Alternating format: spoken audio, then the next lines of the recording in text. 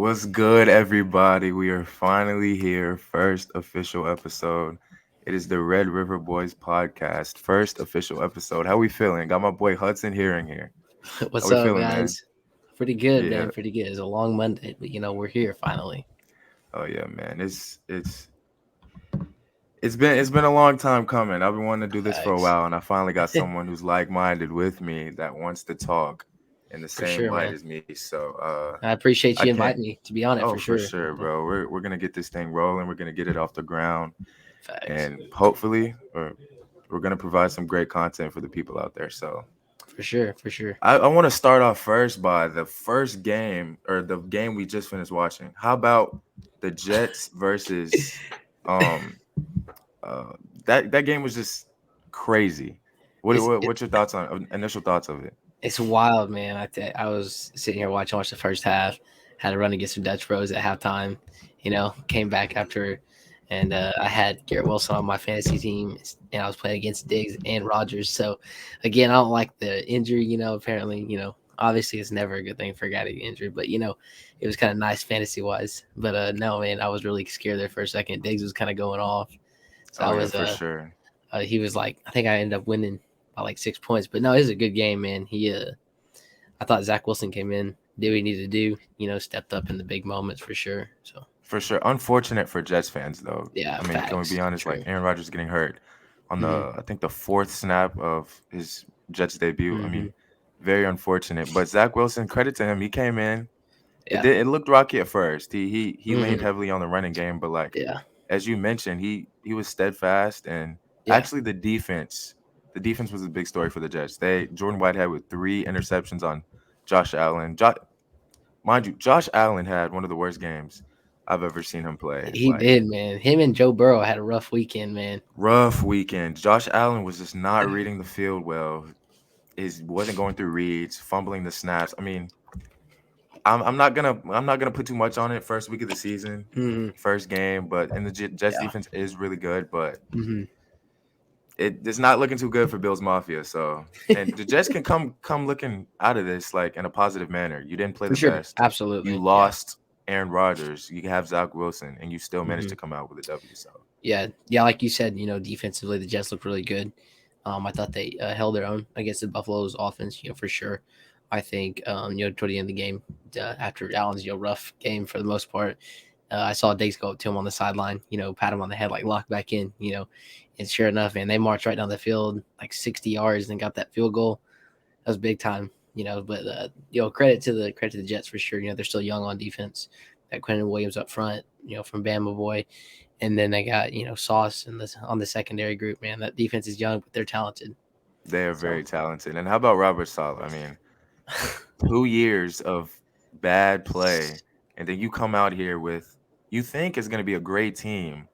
You bring the troops together. You yeah, find a way to win this game. That just has to be a confidence booster for Jets fans, knowing that Robert exactly. Saleh can finally have a competent team. Mm-hmm. You know what I'm saying? So No, yeah, for credit sure, man. credit to the Jets. For sure, for sure. Moving on, we're gonna talk about college football now. Like Okay, I'm all a right, let's big get into college it. football fan. I Same know here, you're a man. big college football fan. What do we want to start with? We want to start with Colorado. We want to start with OU. What you want to hit on? I don't know, man. Let's I think we can hit a little bit of both. We can hit a little bit of both first week and second week if you're down. Okay, let's start off Sure. there. I want to Go I ahead. want to start with the story of college football though. The Uh, Colorado Buffaloes and Deion Sanders. It's changing the How game, dude. about them? Talk to me about what your initial thoughts are on how Colorado's been playing Mm. so far in the first 2 weeks. Yeah, man, for sure. Colorado, I think they kind of came into the season last year, went 1-11, had a really rough year. They lost kind of all hope in the fan base. And they obviously caught the attention of Deion Sanders, and what he's done over at Jackson State. And so I think, him coming into that Colorado program definitely changed them for the better for sure. I think, at the beginning of the season when he said he had guys coming with him, and he was bringing Louis, he wasn't kidding, He dude. was he wasn't lying. This guy Travis Hunter, I think I could be wrong, but I think he played 110 snaps week one against TCU, both sides of the ball, man. You get a guy like that can play both sides of the ball and impact the game in a huge way like that. I mean, you can't ask for a better, just overall athlete. But man, yeah, to answer your question, Colorado, I mean, they've taken the league by storm. I think, me personally, again, this kind of goes back to I think this last week them beating Nebraska at home. I think the ESPN, like the AP poll, kind of gave him a kind of a little bit more of a boost than I would have liked to Yeah, have seen. They for they sure. jumped 4 spots in the rankings. They were 22, went to 18. So I think they kind of got a little bit ahead of themselves, like ranking them wise.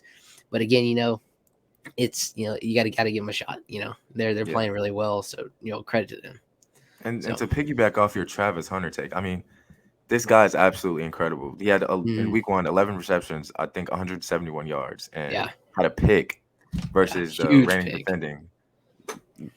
I just can't put it into perspective how Uh-huh. hard and how much stamina you have to play both sides of the ball and be productive on both sides. So credit to Absolutely, Travis yeah. Hunter, but the underlying story of Colorado's success, I think, has been Shador Sanders.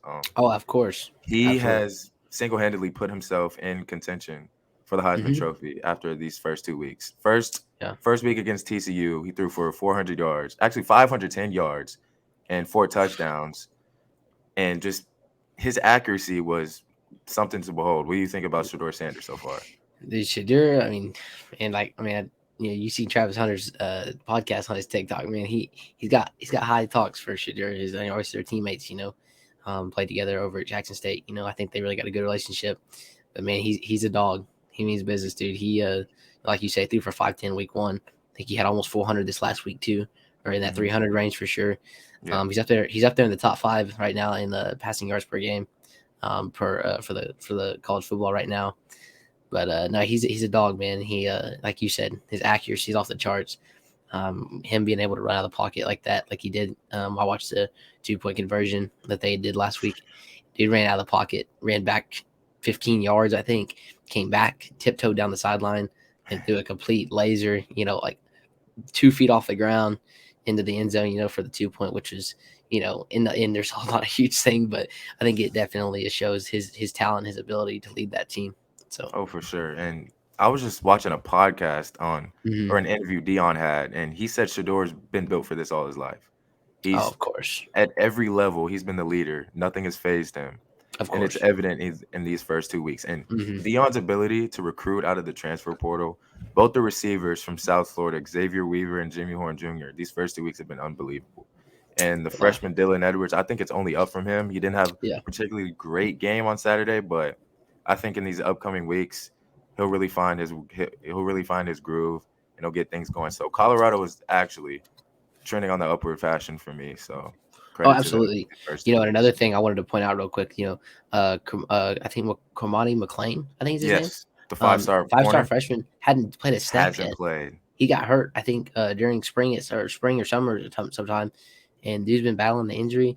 Man, he hadn't even touched on the field yet. So, I think moving forward when he comes back, I think you could see maybe Travis Hunter get a little bit less reps on defense wise to kind of conserve some of that energy, offensively, because you got to have him, touching the ball as much as possible. And I think he's way bigger of an impact on offense. He's a great defender. I think when McLean comes back, I think you'll start to see him kind of get into that number one DB role and kind of see Travis kind of just float around if necessary. But yeah, that's a huge thing right now, dude. He's their best recruit in years, besides obviously the portal. Hadn't even touched the field yet. So, For sure. And I think they'll be tested these next couple of weeks. You have Colorado oh State yeah. coming up. They should handle them easily, but Mm-hmm. then you got to go to Eugene and Oregon. Then you got to go to USC. I mean, those two That's games liable are to be really going game to tell day. us what Colorado's been about. So Yeah, these first for 2 weeks sure. have been cool. You beat a TCU team Mm-hmm. that was not the same team. They had a lot of guys go to the NFL, and a Mm-hmm. Nebraska team that wasn't the most competent, but they handled business. But these next 3 to 4 weeks are really going to tell us what we need to know about Colorado. So, Oh, and I absolutely. I won't doubt Dion anymore. So, Hey man, that dude's a dog as a coach, man. he The dog is stickers and the what's the other one? Dog and what is it? leader. No, he Leader said dog. dogs, and I think it was leaders and dogs, Okay, if yeah. I'm Does not it like a mistaken, D and an because L he or does do something? captains. Yeah, right. Yeah, And so I think I mean, the dude's changing college football for sure, yeah. man. He For said sure. we coming, and he He wasn't came already. kidding, bro. Moving on, we're gonna go to the University of Oklahoma, the Oklahoma Sooners. Our school, our That's blood, our us, man. bread, That's crimson us. cream. Starting from the first game, Arkansas State, we beat them 73-0. What are your Hmm. initial thoughts? What do you think? I mean, you got to look. when you look at a team like Arkansas State, no disrespect to them, but not very relevant, in like the football realm, per se. But, us, handling business at home, obviously getting up 45-0 at half, and then coming out second half, and finish them off 73-0, finish the game. It's obviously a good way to open the season. You couldn't ask for a better start. No, for But sure. I think it definitely kind of gave us a little bit of a, I don't want to say cockiness or arrogantness, but going into week two, but we just finished up this game last weekend, and we saw that it was a little bit tougher competition, and Yeah, so I think our guys definitely week one for sure, got a little bit, just like in their own head. I think like, man, we came out and beat this team 73-0, by 10 touchdowns, like we're them guys now, but individual play, I really liked week one wise what I saw from Andrew Anthony, the Michigan transfer. I think he was a massive pickup for this for offense this year, sure. especially last year losing Mims. And then you had Theo Weiss hit the portal and go to Mizzou. So I think definitely getting a guy like that to come in from Michigan who didn't contribute a whole lot of Michigan. He, was kind of that number 2 or 3 guy there, but coming in being our number one guy next to Farouk, man, he was I think me personally, that's my key impact player that week, week one for sure for OU. But yeah, so I want to hear your thoughts too, man. Oh man, I have a lot. So my week one thoughts. I mean, there's there's not too much you can take out of it, but Mm-hmm. I think we did what we needed to do, and Of course. building on in the coming weeks, we handled SMU. We'll see what this team is about in the coming weeks, but specifically for Arkansas State, my impact player, the obvious answer would be have to be Gavin Freeman, but I'm gonna go with a different route. I'm gonna go Jaden Gibson. Okay. Okay. After all his criticism from last year, not being able to catch Mm-hmm. the ball, not being able to get on the field, I think he really showed some grit Yeah. and some toughness catching those two balls, specifically the end zone touchdown. That was amazing. So I think Jaden Gibson really, really played well. For the Mm-hmm. defensive side, I'd have to go. Gentry Williams had a really good game Yeah. week one. He Mm-hmm. made open field tackles, covered well, and he showed why in training camp Mm-hmm. he was that guy opposite Reggie Pearson Jr. So those For are my two sure. standouts. For sure. Yeah, I guess to kind of add on like what you did just to defensive wise, my defensive, guy, I guess I think that was a key player week one that we, every guy kind of expected him to, make impact at some point in the season. Definitely was Peyton Bowen. Oh, for sure. The 5-star freshman this year. Man, he's a dog, dude. I mean, last week even at SMU, he made some big plays. But week one mainly in Arkansas. I know he had blocked the punt. Or wait, no, was that this week or was that week one? I think that was week one. It Okay, might have. that was We'll have to SMU. That check. was SMU. Yeah, it wasn't SMU. It was. but anyways, so we talking about week one, Peyton Bowen. He just made an impact. He had a big hit. I know for sure. I think he was right at the start of the third quarter. Had a big hit. Just making an impact like that as a freshman coming in. Not getting the starting job. You had Pearson transferring, and then you had obviously Billy Bowman, still back there. But I think definitely, he'd be my defensive impact player. Just making plays, man. That's what you got to do. That's what he does. Mm-hmm. Came in with Jackson Arnold, the 5-star safety from Denton Geyer. For He's sure. showing why Ted Roof and Brent Venables have to keep him on the field in the coming weeks. So Very true. moving on to SMU. Now it was a little bit different of an outcome. The Sooners they handled business though. They won 28-11, but midway through the third quarter it was 14-11. And I saw Mm-hmm. something on Twitter where Parker Thune he said that last year OU would have lost this game, and I have to agree with him. Oh, I do This too, year, hands down. I think it's a different story. Give me your thoughts on where OU were OU is at this year compared to last year, in this specifically in this Mhm. SMU game. Yeah, I think you can see the main difference. I think when you look at defensive side of the ball looked really well. I think that played a huge part in us, being able to keep that lead. Offense goes on a dry spell. We scored 14 the first half, and then third quarter we go blank, draw blank, and so I think the defense, playing their part, that definitely helped the because offense couldn't move the ball. I mean, like at Mhm. all, man. We couldn't get downfield. Dylan Gabriel, I think midway through the third quarter, had like 87 passing yards on the Mhm. game. That's just you can't do that, especially against a team like SMU. Who you let them stick around, man. Like you said last year, I honestly with Parker Thune, like you just said, and what you just said too, I agree. I think we lose that game. I think Yeah. mentally, I think we weren't prepared last year. This year, I think you do see that a little bit more. We have a little bit of a chip on our shoulder, especially from last year. That in those games where we got embarrassed, I think Yeah. we're making up for that for sure. But ultimately, it comes down offensive wise. We gotta in the second half, especially like we obviously before we scored the two touchdowns late in the fourth, you got to make plays on offense. You have You to. I mean, mhm. three. I think Dylan Gabriel had three throws or of 20 yards or more. That can't happen. You have to push the ball down Right, the field. Everything was out routes. Everything was screens, 5 yard outs. I mean, if you want to right. win big, especially going to the SEC next year, you have to push the ball down the field. So Hmm. I don't know if it's going to change year two in the Levy system, but I think Yeah. Dylan Gabriel has to push the ball down the field and not be so conservative. Now his completion percentage is Hmm. really good, but he's got Right. to push the ball. What do you think? Yeah. It's kind of been the same story with Gabriel. Even the last year, I think he got into a little bit of a comfort zone to where he was really comfortable just checking the 5 yard down, or, excuse me, the 5 yard check down plays, 10 yard plays. And a lot of people even in the student section give a lot of hate to let it's, throw the ball downfield, get some guys open downfield. But you have to be careful when you accuse the OC of that, because a lot of times, and I know this from being friends with football players and hearing them tell some stories about when they played offensive side of the ball and even on defensive, just coach calls and more offensively, but like a situation like where Levy calls a play, he may call something where he sends two guys on seams, you know, and Gabriel just, kind of panicked or whatever it may have been. He may have just had a bad read, looked and like, oh, missed it, or he may have just missed it, Yeah, and he didn't throw the ball downfield, and all the fans are, oh my gosh, he threw another 5 yard check down, and then now we got another fourth down, we got to punt again. But I would like to again, like you were asking, I'd like to see us take more shots downfield. I think that's why you recruit the guys you recruit. I think for sure. we have the athletes, like you said. You got guys like Jay Gibb, Nick Anderson, Farouk, Antoine Anthony Stoops. You even got Stogner, Freeman. Those kind of guys, man. You just gotta trust them as a quarterback. You gotta let the ball fly. You can't have a perfect season. Last year, Gabriel had 6 interceptions on the year, I think, or six Yeah, or seven, and which is a good season for a quarterback. yeah, He had plenty of yards to make up for it, and he's got no interceptions this year so far. So I'd like to see him definitely take some more shots downfield. So we can't put all the blame on Levy, but yeah, you gotta give the guy a chance to prove himself for sure.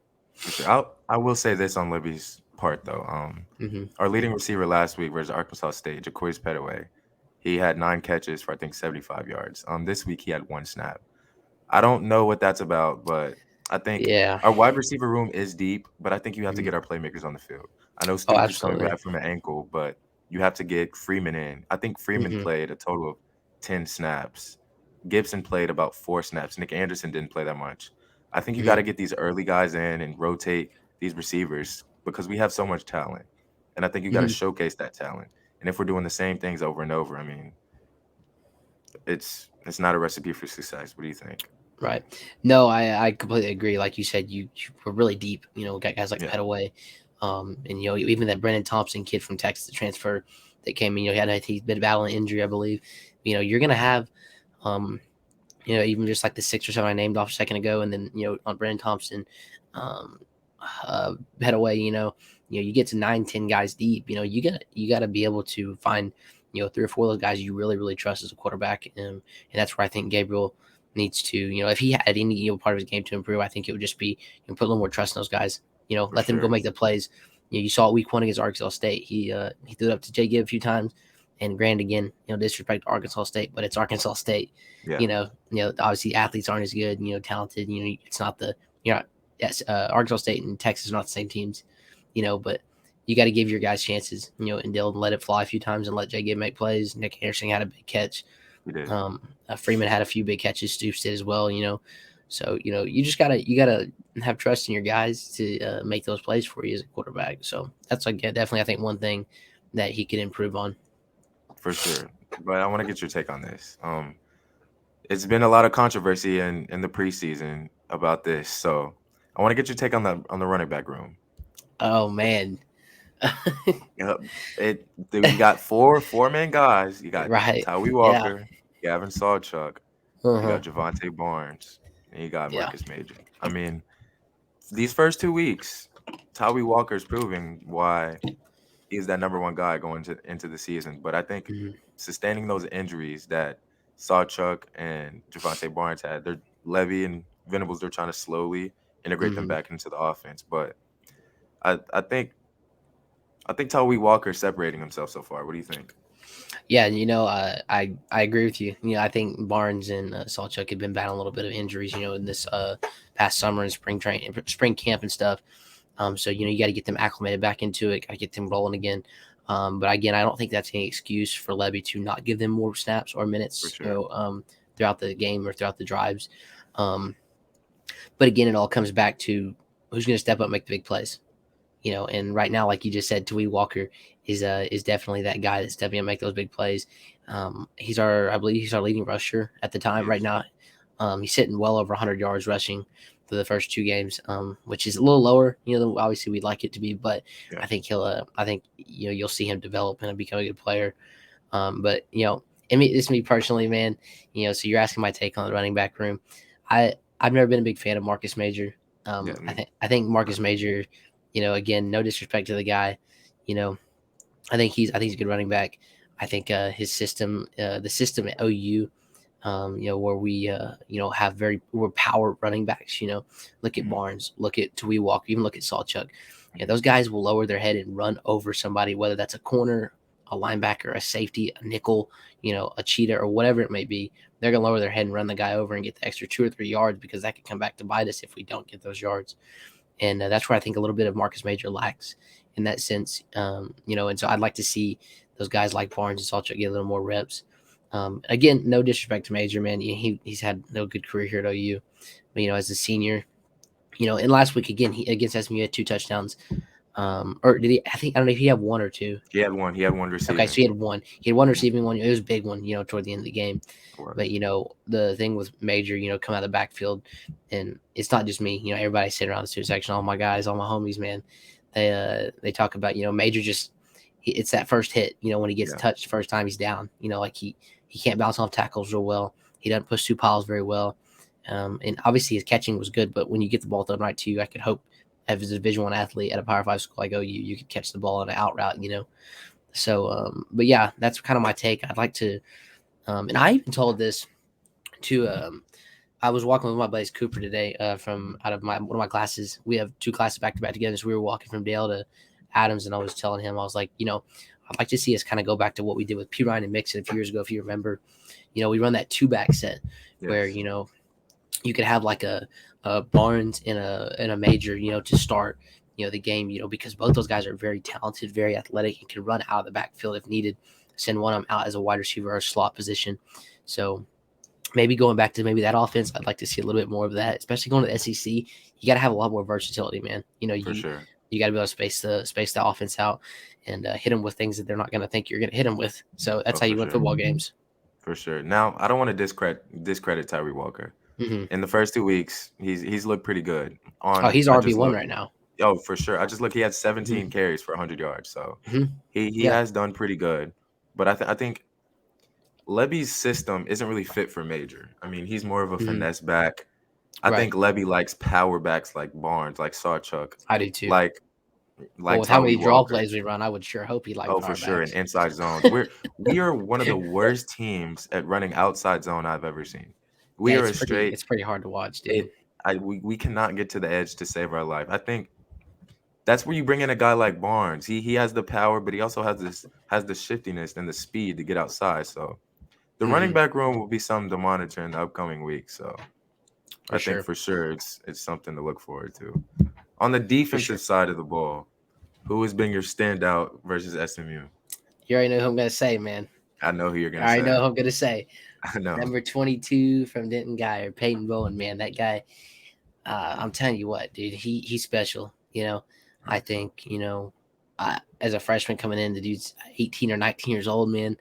You're making big plays like that. He was hitting guys this last weekend who could be, 2 or 3 years older than him, and he's hitting guys hard. And when he hits, I mean, he is like hitting to hit, not just hitting to take them down. He is wanting to, make an impact and make a statement. Hey, I'm coming for your head every single time you catch the ball. and that's the kind of chip on our shoulder that we need, especially coming out of last season.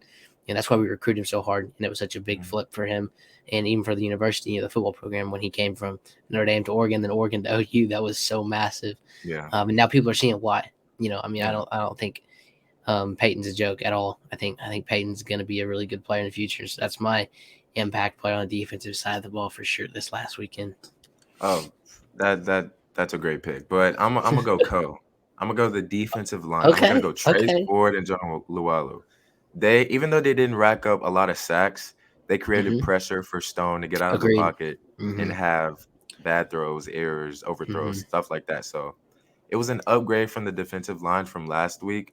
John Lualu and Trace Ford, they both had really good games, and I like to see what they're gonna do going forward. So Yeah, no, to add on to that for sure, and I won't take long, but just like we said about the D line, you saw a difference against Arkansas State and SMU. We for put sure, pressure on the quarterback this last week against SMU, and you saw a lot more forced passes that could have been intercepted. Billy Bowman had one deep that I really was wanting him to just. Oh my gosh, yeah, he could have had a field day with that guy. He really could have just. I mean, decapitated the dude, dang near across the top of the safety spot, or picked the ball off. I don't know if he missed him or just didn't see him. But things like that. That's what you get a quarterback flustered like that. You put a few hits on him every once in a while. He's gonna make a stupid decision that could turn the tide of a game. So I agree with you 100%, man. The D line's a huge piece to our defense this year. I think they played good last weekend. oh for sure. And one last thing on the defensive side of the ball, one player that has stuck out to me again. He's in the linebacking core. He doesn't get that many snaps, I but know exactly what you're gonna say. I know exactly who I you're gonna you say. do. Uh I huh. think Kip Lewis. Yep. Kip Lewis has been uh playing huh. amazing so far. Absolutely, man. And in his 20 snaps, he had 9 tackles. That is insane efficiency being on the Okay, field so for such little time. I got a question for you then, What's because I up? saw this on Twitter earlier. I saw a guy that he has like a OU fan page, and he just Okay. OU talk and stuff. He thinks Kip should be getting the starting spot over Kanik. What's your think on that? That's not a bad take. Now, Kanik Okay. struggles in the passing game, but Mhm. he's a hell of a run defender. And he Oh yeah, runs sideline to him and sideline. Stutz, man. Oh, Yeah, for sure. But I don't know, man. I'm gonna mhm. ride with Kanik right now because I think Yeah, Lewis doesn't have like the experience yet that Kanik for does. sure, But for sure, later down the line, I think he can challenge him for that position. So Kip Lewis is absolutely. coming. He's coming, and He's a he's dog, dude. proving why he made that gap this year Mm-hmm. with this league. Mm-hmm. Absolutely. So, Okay, switching this what's the last next topic. We're topic? switching over to the NFL. Back to the NFL. Okay, okay, Yeah, we're going back to the NFL. okay, We're gonna go Cowboys Giants. Initial okay. thoughts. Initial thoughts on the Cowboys Giants, man. I live with a huge Cowboys fan over here. I know you're a huge Cowboys fan. I was giving you hell about it this morning, class, dude. Yeah, I don't know, man. All respect to the Cowboys, dude. They played a hell of a game last night. I think that walking into MetLife last night and beating the Giants at home 40-0. yeah, That makes a big statement to start the season. Obviously, I didn't watch the third quarter, so I didn't get to see or really much the second half at all. So I didn't really get to see what Dak did in the second half. But he looked pretty solid in the first half. CeeDee Lamb had a big catch for what I saw.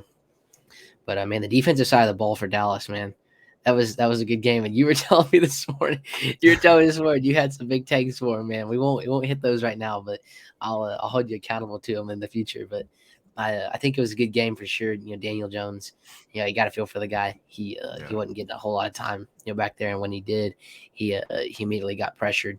They'd send 5 or 6 guys. But no, the Dallas defense, they looked good last night. The running backs looked good. Pollard helped me out a lot in fantasy last night, so it really helped. But yeah, so I think it was a good game. It was a good Sunday night game to kind of wrap the weekend up, and obviously we had tonight. So, but that's kind of my take on it.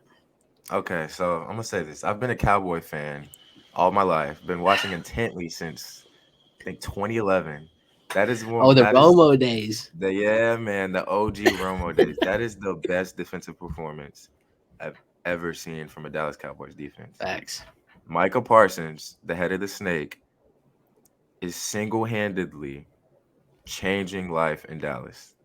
That dude, his get off the line, he reminds I wasn't alive to watch him, but I know everybody talks about. He reminds I've watched his tape. He reminds me of Lawrence Taylor, man. Like Okay. the way he Okay. gets off the ball and the way he impacts the game Mm-hmm. is Lawrence Taylor like reminiscent of him. And you Mm-hmm. have guys like DeMarcus Lawrence, Osa Odigizua, Dorrance Armstrong, Yeah. Leighton Vander Esch from the linebacker position. You had Marquise Bell. You had Wanye Wright, That's a or Wright stepping that's a in, deep crew, man. playing linebacker box safety Mhm. positions. You had Stephon Gilmore, the acquisition in the offseason, catching a pick. You had Trayvon Diggs popping Saquon Barkley to have Deron Bland get the He pick popped him, six. man. He And when whacked he him, got bro. beat on a slant, he caught up to Isaiah Hodgins, Hmm. made the forced fumble, and celebrated after like I'm a dog. That's what we didn't For have sure. last year. We didn't.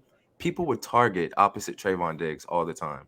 Now this year, you have a future Hall of Famer in Stephon Gilmore. People are not going to want to throw to either side of the ball. And from the safety spot, you got Malik Hooker and you have Jaron Curse. I mean, from every level of the defense, you have playmakers and you have people that are willing to hit and thump. And you just drafted Mozzie Smith to shore up that run defense in the interior. Hmm. The sky's the limit for this defense. Now it's all gonna come down to four. That's what it comes down to every year. If four can make the big plays when it counts, we will go places. For sure, And man. No, yeah. You got Zeke 13, out there. 13 for 24. I mean, granted it was raining, it was Hmm. nasty out there, For but sure. like 13 for 24 for 143 yards. It's not the best. That he had a couple drops from his receivers, but I'm gonna give him. I'm gonna give him next week. Now, next week you play the Jets. That's a hard Right. test, as Right. we attested to today.